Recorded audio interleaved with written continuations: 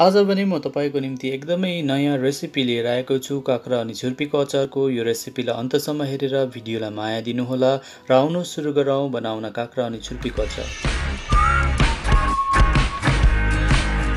र यस अचारको निम्ति यहाँ मैले एउटा काँक्रा लिएको छु। अब भने म यसलाई काट्दैछु र यो काँक्राको म एउटा भाग मात्रै प्रयोगमा लाउने छु र यसरी बाहिरको बोक्रालाई हल्का छिलिदिनु पर्ने हुनेछ र छिलिसकेपछि यो काँक्रालाई अब दुई भागमा काट्ने छु र त्योभन्दा पहिलो म यो साइडको भागलाई काटेर फ्याँक्ने छु र अब यसलाई फेरि म छुरीको मद्दतले दुई भागमा चिरेर यो बिचमा भएको दाना छ यो दानालाई निकाल्नु पर्ने हुनेछ। यदि यो दाना कलिलो छ भने तपाईले राख्न सक्नुहुनेछ र छिप्पेको दाना छ भने तपाईले यसलाई मजाले निकाल्नुहोस् र यो निकालिसकेपछि अब यसलाई म रफली चप गर्दैछु र म हल्का क्यूब शेपमा यसलाई काट्न गइरहेको छु। तपाईँ आफ्नो इच्छा अनुरूप यसलाई आकार दिन सक्नुहुनेछ। म भने यसलाई रफली यहाँ यसरी नै चप गरिरहेको छु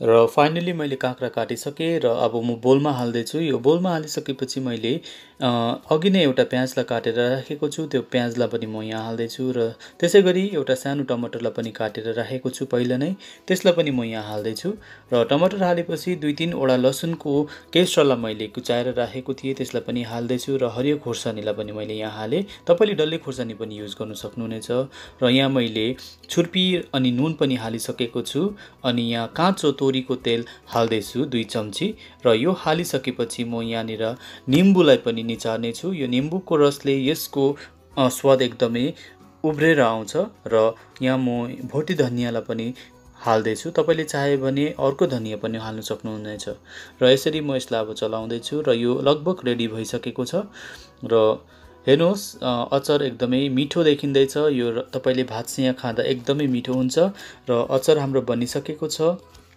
हजुरहरूले पनि यस्तै रेसिपी आफ्नो घरमा बनाउन सक्नुहुनेछ।